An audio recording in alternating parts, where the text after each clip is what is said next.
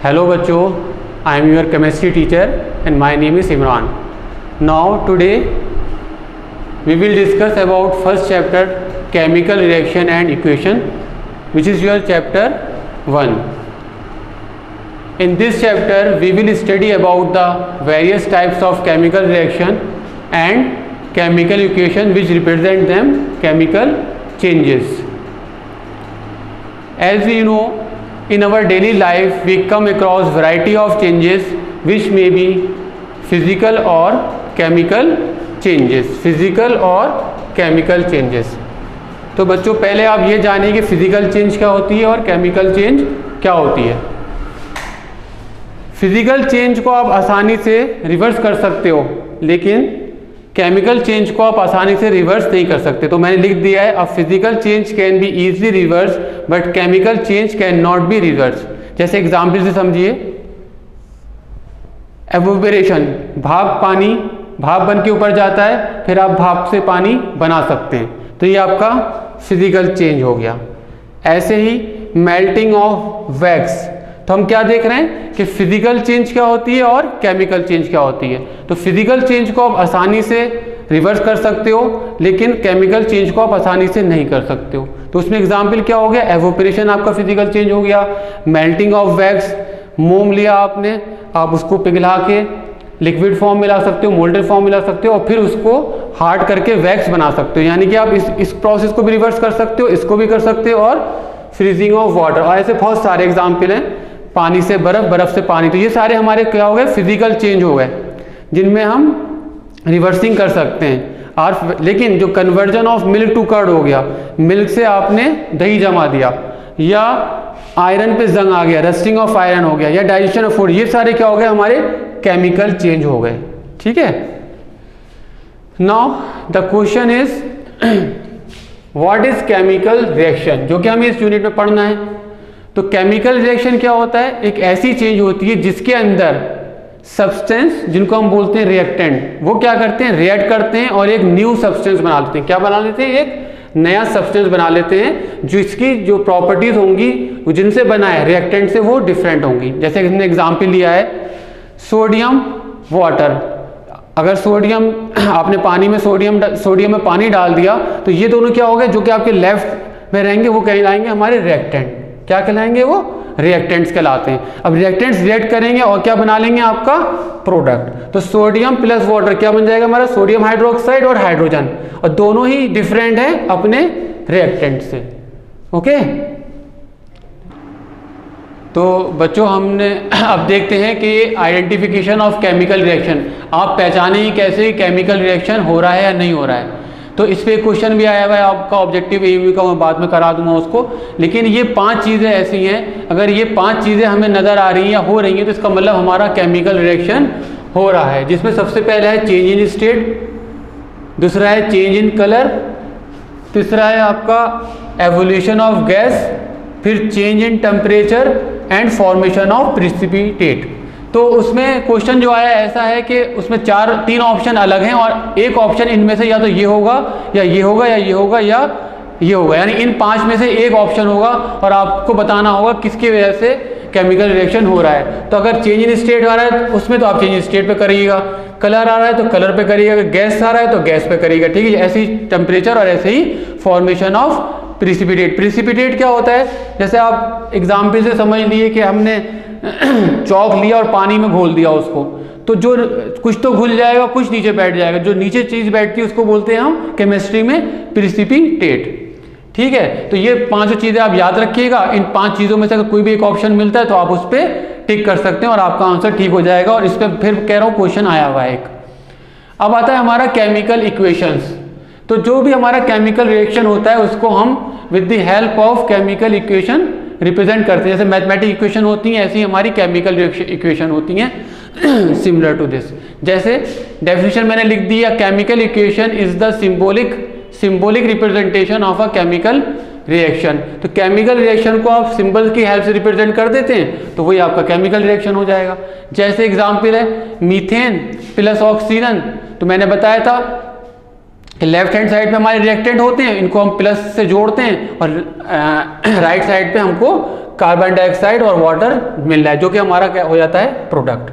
तो reactant left hand side पे और जो राइट हैंड साइड पे मिल रहा है वो आपका मिल रहा है प्रोडक्ट। तो ये जो इक्वेशन है ये क्या हो गई हमारी, ये हो गई हमारी वर्ड इक्वेशन, क्योंकि हमने इसमें स्पेलिंग यूज करी है। जो भी हमारा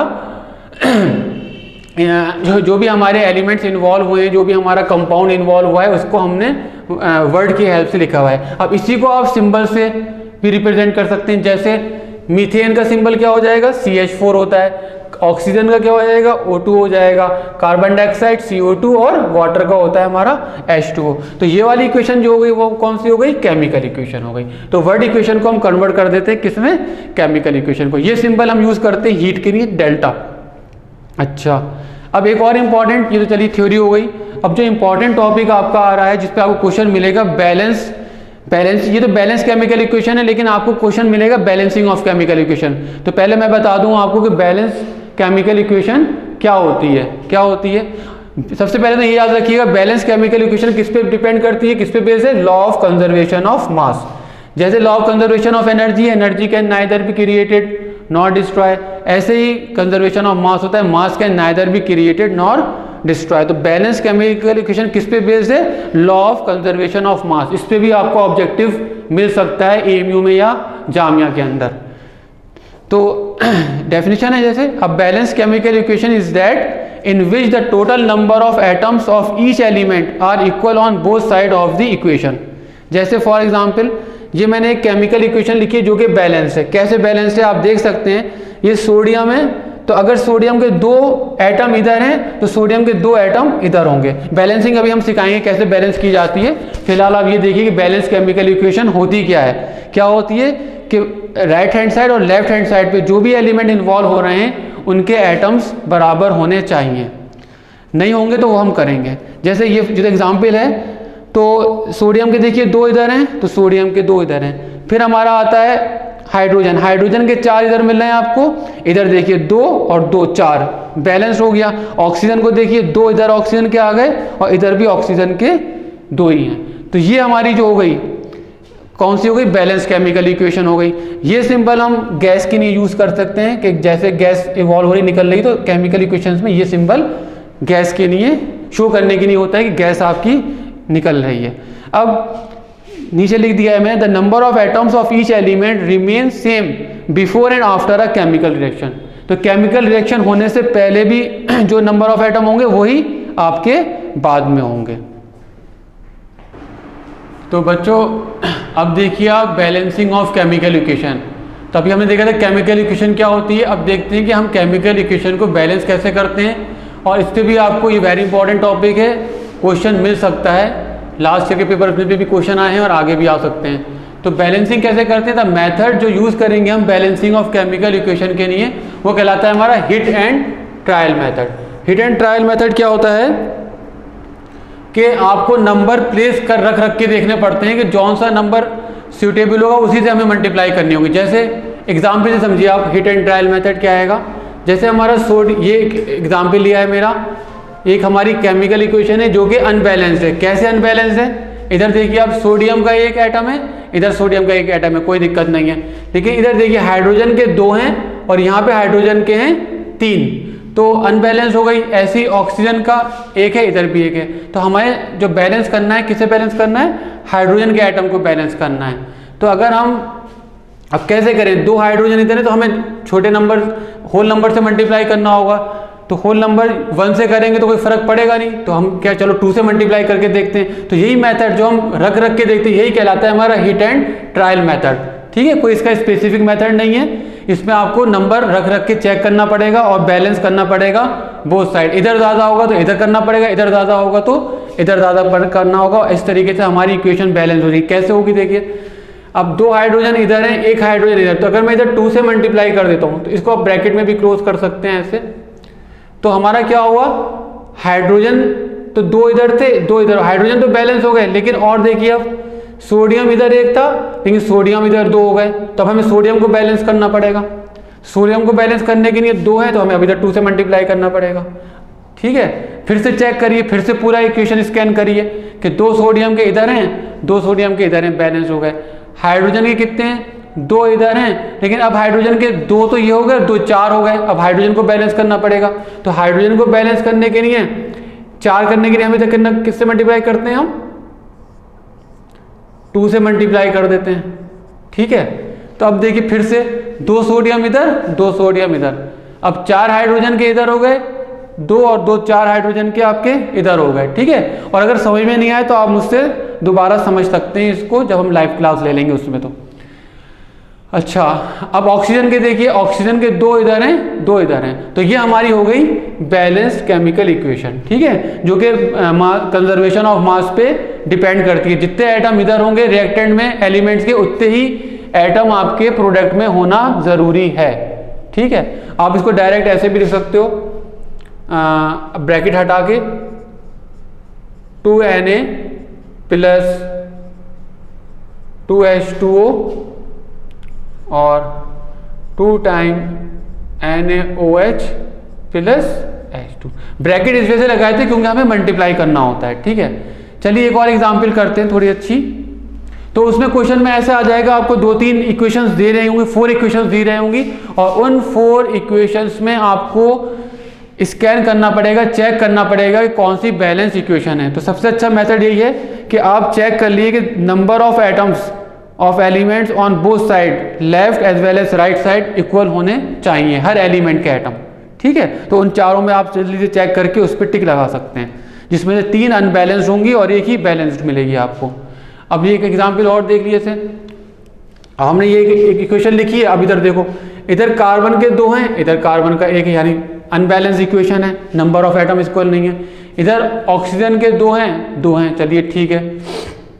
हाइड्रोजन के 6 हैं, यहाँ हाइड्रोजन के 2 ही हैं। तो जो सबसे ज़्यादा एटम्स होते हैं हम उसको कोशिश करते हैं पहले बैलेंस करने के लिए। तो हम कोशिश ये करेंगे, जैसे हाइड्रोजन के 6 हैं, यानी मैक्सिमम नंबर ऑफ एटम्स जो हैं वो हाइड्रोजन के हैं, क्योंकि कार्बन के 2 हैं, ऑक्सीजन के 2 हैं, और हमारे पास कार्बन, हाइड्रोजन, ऑक्सीजन ही है इस रिएक्शन, इस केमिकल इक्वेशन के अंदर। तो सबसे ज़्यादा एटम हमने देखे किसके हैं, हाइड्रोजन के। तो हम सबसे पहले इसी को बैलेंस कर लेंगे। तो इसको बैलेंस करने के लिए हम क्या करेंगे, सबसे पहले तो इनको आप ब्रैकेट्स में कर लो, ठीक है।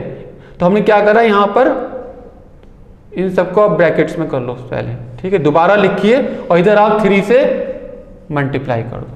अब देखो, हाइड्रोजन के 6 इधर थे, हाइड्रोजन के 3 to the 6 इधर हो गए, ठीक है। अब देखिए नेक्स्ट, अब फिर से देखो, अब कार्बन के 2 इधर हैं, कार्बन का 1 इधर। तो सबसे पहले हमने किसको बैलेंस करा, जिसके एटम सबसे ज्यादा थे। 6 हाइड्रोजन के थे, तो इधर हमने सबसे पहले हाइड्रोजन को बैलेंस कर दिया, भैया तुम बैलेंस हो जाओ पहले।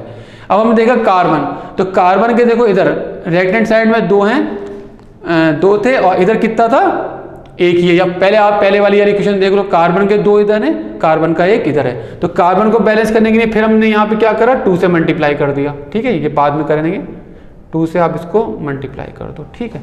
तो अब देखो, कार्बन के 2 इधर हो गए, कार्बन के 2 इधर हो गए, ये ब्रैकेट है, ये ब्रैकेट है, मल्टीप्लाई करने के लिए लगाते हैं, ठीक है। तो अब देखिए, कार्बन के 2, थोड़ा सा इसको केयरफुली ऑब्जर्व करना पड़ेगा आपको, चाहे तो आप सेपरेट लिख भी सकते हैं। कार्बन के 2 इधर हो गए, कार्बन के 2 इधर हो गए, बैलेंस्ड हो गया। हाइड्रोजन के 6 इधर हो गए, तो हाइड्रोजन के 6 इधर हो गए। तो आप देख रहे हैं मैं बार बार पूरी इक्वेशन को स्कैन कर रहा हूँ शुरू से लेकर आखिर तक, क्योंकि इधर आप मल्टीप्लाई करेंगे तो इधर का बिगड़ेगा, इधर मल्टीप्लाई करेंगे तो इधर का बिगड़ेगा।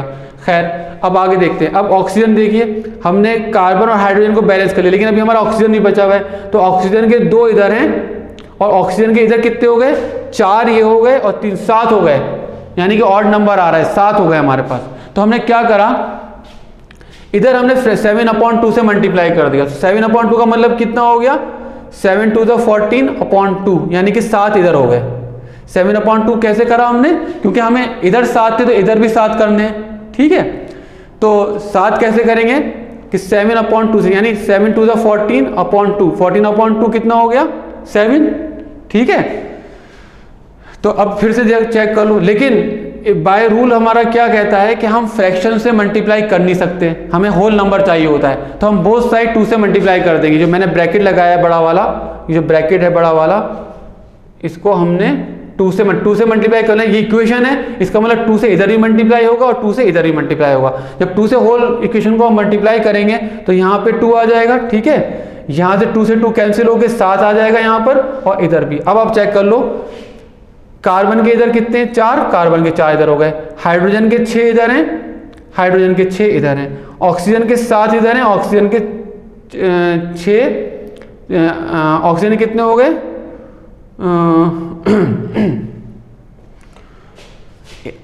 ऑक्सीजन के इधर हो गए आपके 14 हो गए, 7 हो गए ना, सॉरी कितना हो रहा है इधर, 14 हो गए, नहीं 14 नहीं हो गए, ऑक्सीजन के 2, हाँ 14 इधर हो गए, ठीक है। तो ऑक्सीजन के बार बार चेक करिए, 14 इधर हो गए और इधर हो गए 8 और 6 14, तो बैलेंस हो गई आपकी, ये आपकी केमिकल इक्वेशन जो हो गई वो बैलेंस हो गई।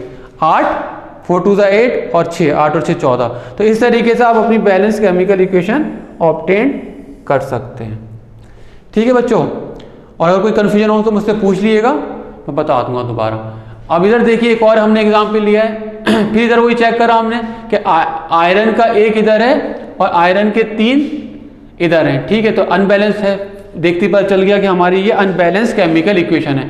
अब देखिए सबसे ज़्यादा अनबैलेंस कौन सा है इसमें, सबसे ज़्यादा अनबैलेंस हमने देखा कि इसमें कौन आ रहा है, ऑक्सीजन का 1 इधर है और ऑक्सीजन के 4, यानी सबसे ज़्यादा एटम जो हैं किसके हैं, ऑक्सीजन के हैं। तो हम मैंने पहले ही बताया था जिसके सबसे ज़्यादा एटम होते हैं हम उसी को सबसे पहले बैलेंस करते हैं। तो हमने क्या करा, इधर 4 से मल्टीप्लाई कर दिया।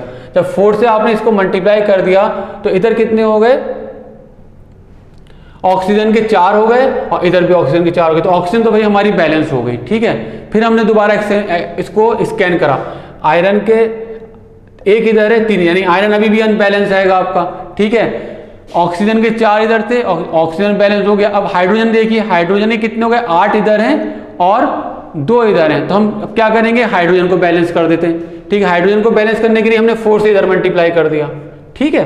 तो अब देखो फिर चेक करो, अभी भी अनबैलेंस है, आयरन का 1 इधर है, आयरन के 3 इधर हो गए, हाइड्रोजन के कितने हो गए, 8 इधर हो गए, हाइड्रोजन के 8 हाइड्रोजन बैलेंस, और ऑक्सीजन भी हमें बैलेंस। अब हमारे पास क्या बचता है, सिर्फ बचता है आयरन। तो हम सिंपली क्या करेंगे, 3 से इधर मल्टीप्लाई कर देंगे आयरन की, तो हमारी पूरी बैलेंस इक्वेशन आ जाएगी। अब लास्ट में आपको क्या काम करना है, चेक कर लेना है, ठीक है। जरा सा जैसे इसमें हो रहा था, तो अब लास्ट में जो भी आपकी इक्वेशन बन के आती है उसको चेक करेंगे पूरा, ऐसे ही इसको चेक करिए लास्ट में। अब देखो 3 आयरन के इधर हो गए, 3 आयरन के इधर हो गए, कोई दिक्कत नहीं है। 4 4 2 8, हाइड्रोजन के 8 हो गए, हाइड्रोजन के बैलेंस हो गया, ऑक्सीजन के 4 हो गए, ऑक्सीजन के 4। तो in this way we will get our balance chemical equation, okay.